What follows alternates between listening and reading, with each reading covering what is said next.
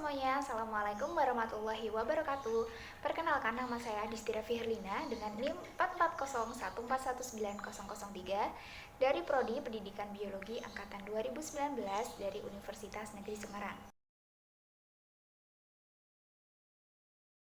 Nah, di sini saya mau apa? Di sini saya mau menjelaskan sedikit materi pada kelas 12, yaitu pada KD 3.4 yang berbunyi menganalisis proses pembelahan sel sebagai dasar penurunan sifat dari induk kepada keturunannya. Nah, apa sih tujuan kita mempelajari pembelahan sel? Jadi tujuan kita itu yang pertama, agar peserta didik mengetahui dan mempelajari, mendapatkan ilmu mengenai pembelahan sel yang terdiri dari amitosis, mitosis, dan meiosis yang meliputi tujuan, tahapan, hasil, serta tempat terjadinya. Selain itu, peserta didik juga diharapkan mampu menyimpulkan apa itu perbedaan mitosis dan juga meiosis. Langsung saja kita ke materinya. Jadi pembelahan sel itu apa? Pembelahan sel itu merupakan proses di mana sel induk itu membelah menjadi dua sel anakan. Jadi pembelahan sel itu merupakan sebagian kecil fase dalam siklus sel. Jadi sekitar 10% dari siklus sel itu merupakan tahapan pembelahan sel. Nah, pembelahan sel yang pertama itu ada amitosis. Amitosis itu apa? Amitosis merupakan pembelahan sel secara spontan. Jadi tanpa melewati tahapan-tahapan tertentu. Jadi dia langsung membelah tanpa melalui proses-proses yang sedemikian rupa. Jadi apa sih ciri-ciri dari tahapan amitosis? Dari pembelahan amitosis ini, ciri-cirinya yang pertama itu pembelahan ini biasanya terjadi pada organisme uniseluler seperti bakteri, amuba, paramecium, dan lain sebagainya. Kemudian ciri yang kedua itu biasanya dalam satu sel induk itu menghasilkan dua sel anakan. Kemudian apa tujuan dari pembelahan amitosis ini? Jadi pembelahan amitosis ini bertujuan untuk bereproduksi dari satu sel induk menjadi menghasilkan banyak sel anakan dalam waktu yang relatif cepat dan perkembangbiakannya juga sempurna.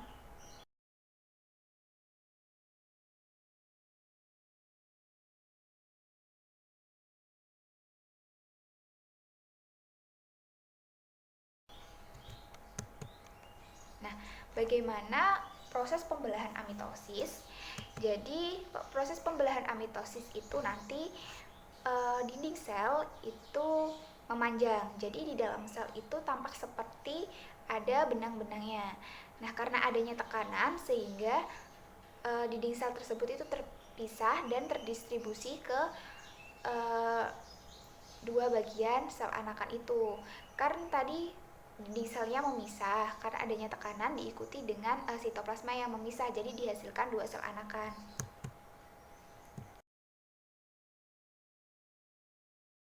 Kemudian pembelahan sel yang selanjutnya itu ada pembelahan secara mitotik. Jadi selain amitosis ini juga ada pembelahan secara mitotik yang terdiri dari dua jenis pembelahan, yaitu pembelahan mitosis dan juga pembelahan meiosis. Namun sebelum masuk ke pembelahan mitosis maupun meiosis, ada tahapan yang dinamakan tahapan interfase yang terdiri dari tahapan G1, tahapan S atau sintesis, dan tahapan gap 2.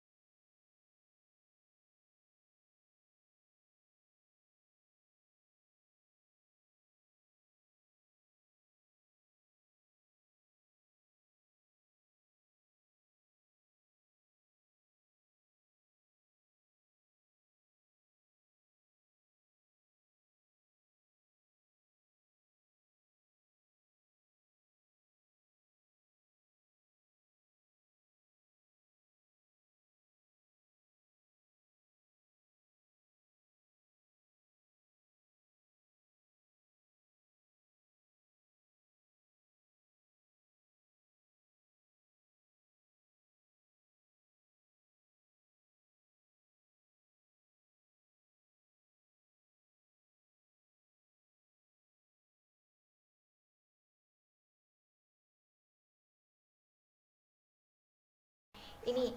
Jadi ini merupakan siklus sel di mana interfase ini yang merupakan terdiri dari 3 fase, ada fase G1, fase S dan fase G2 ini merupakan porsinya lebih besar dari fase pembelahan sendiri. Nah, pada fase gap 1 atau biasa kita sebut fase G1 ini biasanya terjadi selama kurang lebih 5 sampai 6 jam. Nah, ini terjadinya itu setelah pembelahan sebelumnya dan sebelum fase sintesis.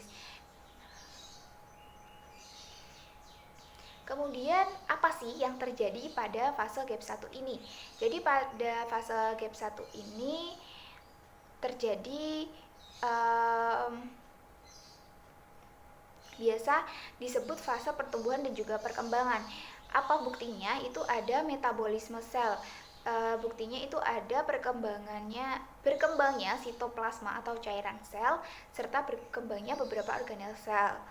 Nah, di sini juga terjadi sintesis bahan-bahan yang akan digunakan untuk fase selanjutnya, yaitu fase sintesis.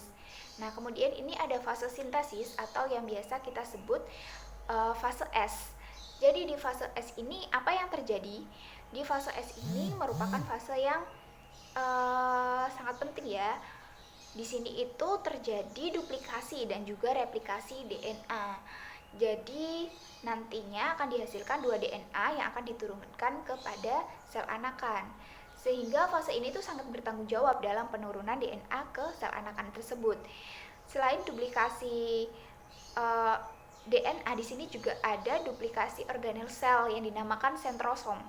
Nah, bisa dilihat di gambar itu sentrosom terdiri dari 2 sentriol, di mana sentriolnya itu di dalamnya juga ada mikrotubulus. Sentriol di sini itu bertanggung jawab dalam memisahkan dua kromatid bersaudara dengan tempat pelekatan benang spindle tersebut.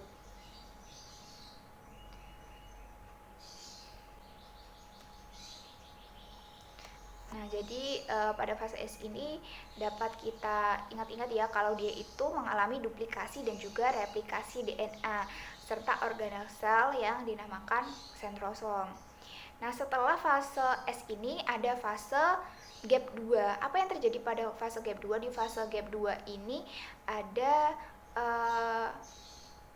sintesis protein yang merupakan tahap akhir untuk persiapan tahap pembelahan nantinya. Jadi di sini itu juga ada selnya itu organel selnya juga terbentuk pada tahap gap 2 ini. Selanjutnya itu ada tahap pembelahan atau tahapan mitotik ini. Jadi nanti ada tahap meiosis dan juga tahapan mitosis. Tahap ini itu cukup sedikit ya, sekitar 10% dari siklus sel tersebut. Nah, selanjutnya ini ada fase mitotik. Nah, fase mitotik ini ada 2, yaitu ada pembelahan sel secara mitosis dan juga ada pembelahan sel secara meiosis. Nah, nanti di akhir akan kita simpulkan apa sih perbedaan dari pembelahan sel secara mitos dan juga meiosis ini.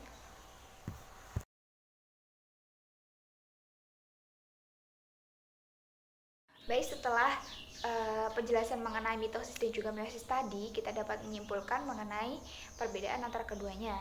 Yang pertama, pembelahan mitosis itu terjadi di sel tubuh atau sel somatik, sedangkan pembelahan meiosis itu terjadi pada sel gonad. Kemudian untuk mitosis itu hanya 1 kali tahapan dalam 1 siklusnya, sedangkan pada meiosis itu 2 kali tahapan dalam siklusnya. Kemudian untuk tujuannya, mitosis itu bertujuan untuk pertumbuhan dan juga memperbaiki sel-sel yang rusak, sedangkan untuk meiosis itu bertujuan untuk menghasilkan sel-sel gamet seperti sperma dan juga ovum. Kemudian untuk mitosis itu dalam sekali pembelahan menghasilkan 2 sel anakan saja, sedangkan pada meiosis itu menghasilkan 4 sel anakan. Pada mitosis juga sel anakan itu bersifat diploid atau 2N, sedangkan pada meiosis itu bersifat haploid atau N. Nah, sekian video dari saya. mengenai pembelahan sel. Apabila ada kesalahan, mohon maaf. Terima kasih telah menyaksikan video ini. Sampai jumpa. Wassalamualaikum warahmatullahi wabarakatuh.